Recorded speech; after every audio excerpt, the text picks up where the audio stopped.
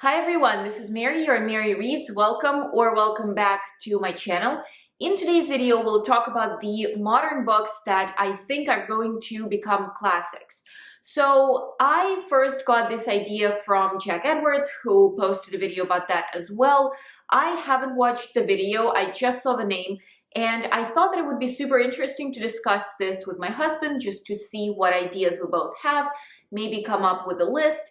And so we talked and we did come up with a list, and I decided that it would be cool to share the list with you. So this is what we're going to talk about today, and please feel free to leave your modern books that you think are going to become classics in the comments. And before we begin, please do not forget to like this video and subscribe to the channel not to miss any future videos. There are 9 books on my list, and I was trying not to go too far back, so I think the oldest book that I have here is 1980s, and after that we have early 2000s, 2010s, so more modern books that maybe we even saw being published for the first time. I wrote down some of the criteria that would define which books are going to become classics versus the ones that would not.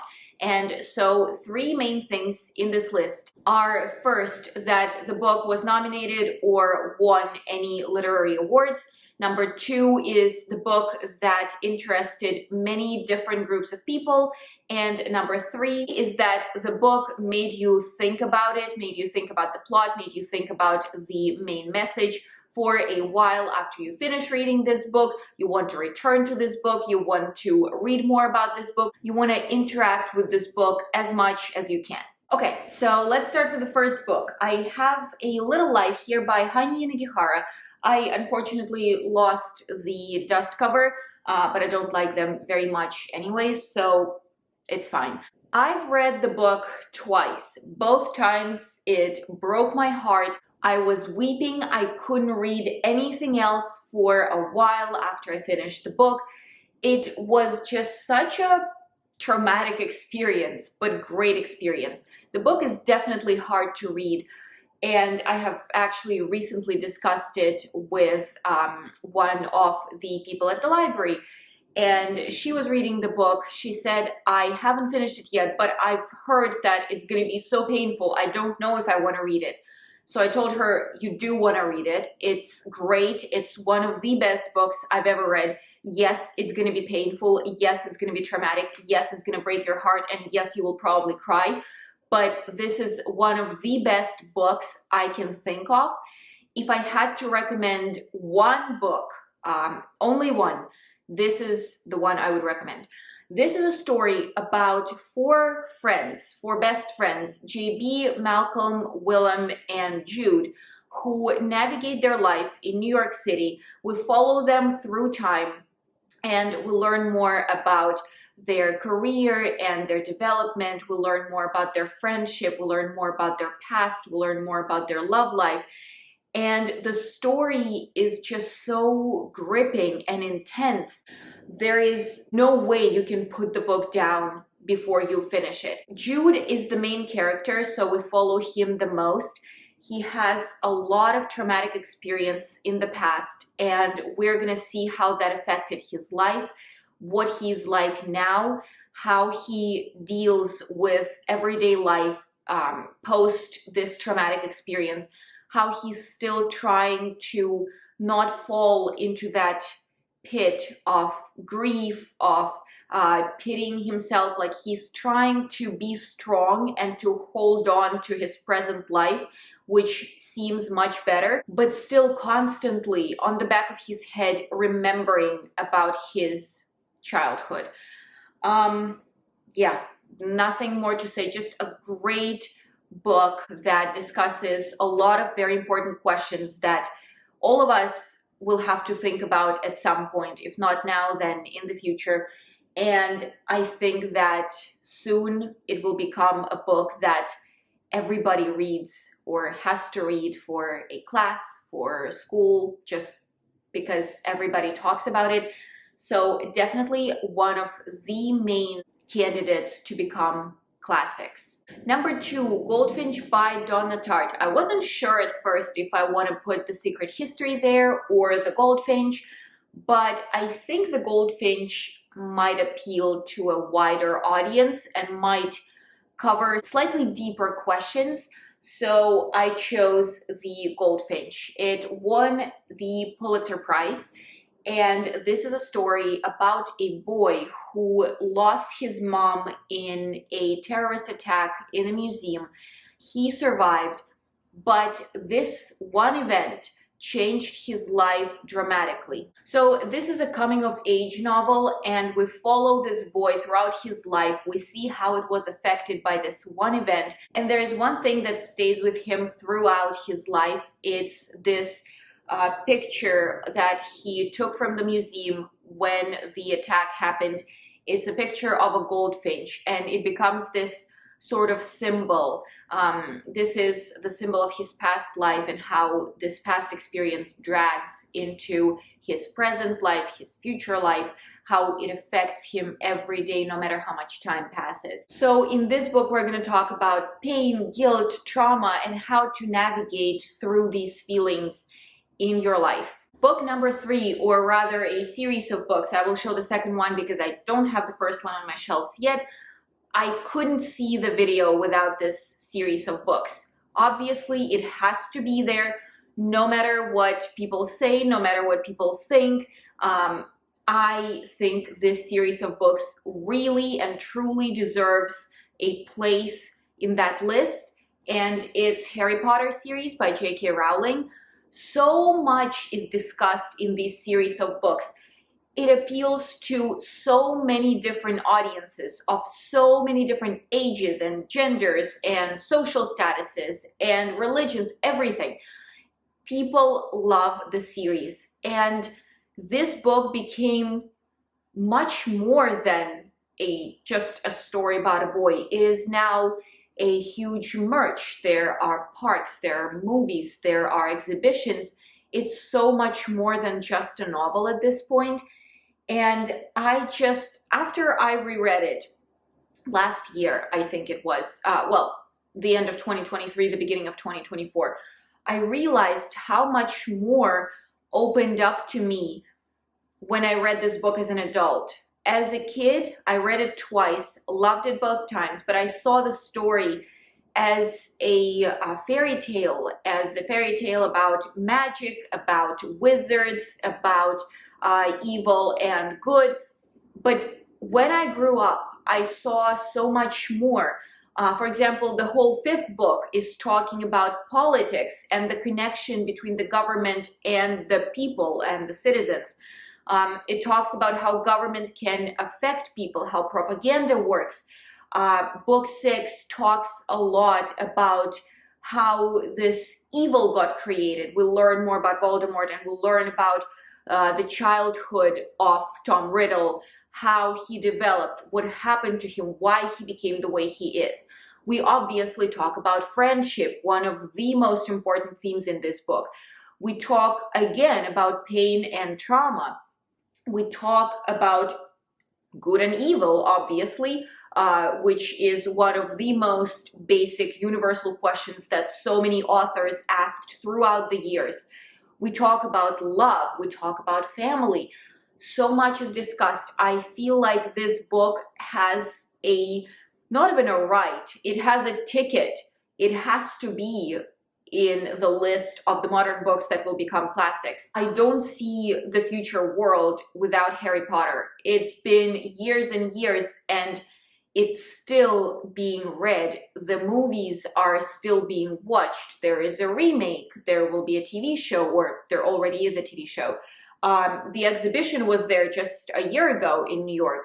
So it's huge. It was huge. It is huge. And I think it will be huge. Number 4 is Atonement by Ian McEwan. I know that not everybody likes this book, and it's probably not the main modern novel about World War II, but when I read it, I thought that it was very impactful, at least for me, and I think it has a right to be on this list. This is a historic fiction novel about a girl whose mistake changes lives of so many people. The book is written beautifully. The language is amazing, especially the first part. Obviously, when we talk about the war, it's hard for the language to be, juicy and tasty and exciting. It's more dark, it's more down to earth, which should happen, which is normal, and which I expect from reading about a war.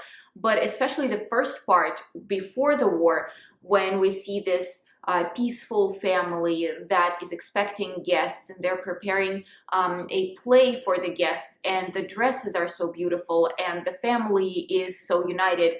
The language is so wonderful. I enjoyed reading every sentence. This story also discusses questions of pain, of guilt. Obviously, we discuss the horrors of the war, but there is more to the book than just the horrors of the war. They play a huge role in the story, but it's more than just the war. It's also pain and guilt of this one person who made a mistake and ruined lives of at least 2 people. More than that, but at least 2. The book also has a very unexpected ending. I don't know if it was different for you, but I didn't expect what's going to happen. I was thinking about this book for a very long time. I first took it from the library, but then decided that it deserves to be on my shelves. I wanted to read this book again. I watched a movie. I felt all the pain the main character felt. I was angry, I was sad, I wanted to cry. I felt the whole spectrum of emotions, and I don't want to forget about this book. I want to have it, I want to look at it every once in a while to remind myself what it was about, and I want to read it over and over again every couple of years. The next book, or rather a series of books, though I've only read the first one, is The Hunger Games by Suzanne Collins. Oh my God, I loved the book. So good, so painful. I could not put the book down. So I started reading less than I used to when I was in school, when I was younger, because I work now, because I, have a house that I need to clean, I need to cook, I need to go to the store. I have more responsibilities now, and also a part of it is obviously having a phone and being on social media for a while. So I don't read as much anymore, and it's hard for me to just plug in and read a book in one sitting. That's what I did with this book. I could not stop reading it. I remember it was the nighttime and I needed to go to work the next morning, and I couldn't wait until the morning so I can take the book again and read it on the train, read it on my lunch break, read it on my way home. I loved it so, so much. I did not like the movie that much. That's why I didn't pay attention to the series. I watched the movie, it was not that great, but the book is amazing. I'm waiting to get the second and third parts from the library. I'm sure they're going to be as good as the first one. And why I think this book is going to become classics is because it shows the brutality of the world, the cruelty of the world and of people, which I think still exists. It's more masked today than it used to be before, but this cruelty, this harshness, this pain all still exists, and I think we should all be aware of that. This novel is a dystopian novel, basically, a young adult dystopian novel about the new country, Panem, that emerged from North America, so I would assume the US, Canada, maybe Mexico, collapsed and became this one country, Panem.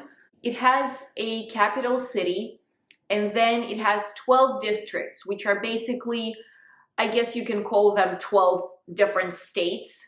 And in each of these districts, people do a certain thing. So one district does agriculture, the other one does fishing, another one does hunting, and then our main character is from District 12, where they do mining. And this is the last district. There were 13, but There was a rebellion and basically like a civil war, and District 13 was fully destroyed. So District 12 is now the last one, and it's not the important district. So people there are very poor, people there are not thought of very seriously. And our main character, Katniss Everdeen, is from this district. So after the rebellion, the country started having annual Hunger Games where 24 tributes, 2 from each district, a boy and a girl, from 12 to 18 years old, have to fight until the one is standing. Everybody else has to die. And this is such a brutal novel. It hurt so much when I was reading it. I could relate to even the most vicious, even the most cruel person there, because there was something to them, not just the cruelty. But you see the cruelty of the capital. You see the cruelty of people there, how they see these games as a show, as an entertainment, and not as people's lives being at stake. This is just such a great example of a dystopian novel that is easy to read, that appeals to many audiences, that got a very broad acclaim. And I for sure think that this novel will be read in schools. And actually, funny enough, I got this book from the assignment section in the library. Assignment is the section where they put books that kids get to read in school or college. So this is something they have to read for a class. So the book is already being studied, and I think this is a good sign for it. I think it's a good way to measure the importance of the book, and I for sure think that it will become classics one day. The next novel is David Mitchell's Cloud Atlas. It was nominated for a Booker Prize. It was actually shortlisted. And this book is written in a Russian doll style where each story is kept within the other story, which I think is just a fascinating and very entertaining way to write a story. It was the first and probably the last time I've seen anything done that way. So this book discusses a lot of different questions, just because all 6 stories are set in different times and they follow different people. We have many different genres here, from historical fiction and to science fiction, to also post-apocalyptic fiction. So the post-apocalypse happens in the middle of the book, and the previous 5 stories lead to this apocalypse. So here we discuss human nature, human values throughout time, starting from 1860s, I think, and up to this post-apocalyptic world where we lost all the progress we had. And an interesting thing that I noticed when I was getting ready for this video is there is a quote from Dave Eggers that says about the book, one of those how the holy hell did he do it modern classics that no doubt is and should be read by any student of contemporary literature. So it was called modern classic a long time ago, and I think that it still is, and for sure it will keep being a modern classic. Number 7 is The Book Thief by Markus Zusak. I've read this book a long time ago back in Russia, and I think my book is still there, my copy is still there. When I was reading this book, I thought that it already was classics. I didn't realize it was written in early 2000s. This is such an amazing work of fiction. The book, like The Atonement, is set during World War II and is narrated by Death, which I think is just fascinating and a great way to get us fully immersed into the book. This is a story about a girl whose family was sent to a concentration camp, and now she lives with a foster family. The story is also the story of trauma, the story of hope at the same time, the story of big hope. And I think that this book is so impactful, so important. I think there will be many more editions of this book. I think it's going to continue being popular. I think it's going to become an assignment in schools, if it is not yet an assignment.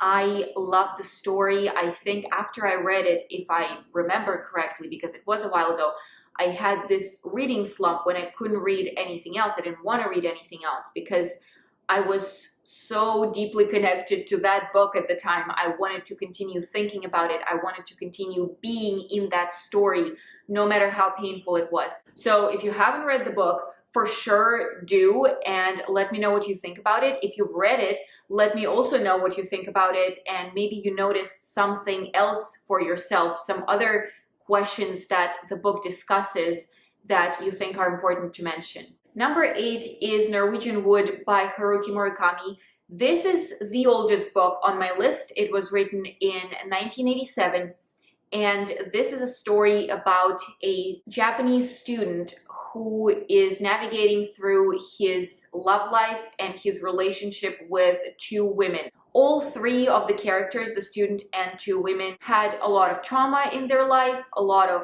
grief, a lot of loss, and they're trying to navigate through it. The story is painful, a little bit depressing. It's a coming-of-age novel, so we have a lot of thought-provoking decisions the character makes, a lot of different steps he goes through to develop and to grow. It was for sure a sad book. I really enjoyed it. I would like to reread it actually soon, because the last time I read it was 6 years ago and I don't remember the details very well, but it was sad. It was painful. It also discusses, like many books in this list that I've mentioned before, also discusses loss and grief and trauma and how we get through them in life. And the last book on the list, number 9, is Jan Martel's Life of Pi. This is a story about an Indian boy who survives a shipwreck, and he finds himself on a boat with 4 animals: a zebra, an orangutan, a hyena, and a tiger. And he has to go through the ocean trying to stay alive with an only companion that he has, which is a tiger. The book discusses the questions of morality, of spirituality. It's very metaphoric and makes you think about a lot of different things. The book tells us that no matter what struggles we have in our life, no matter what hardships we encounter, which will happen to every one of us, we need to stay strong and we will find a way out of this. And when we come out of it, we will come out stronger. Also, the movie was beautiful. The movie was so beautiful. If you haven't seen it, I think you should. Just the pictures, the colors, I loved it so much. It was great. So these were 9 modern books that I think will become classics. Please let me know if you agree with this list, and if you don't, what books would you add to it? Thank you for watching this video. Please don't forget to like it and subscribe to my channel, and I'll see you soon. Bye bye.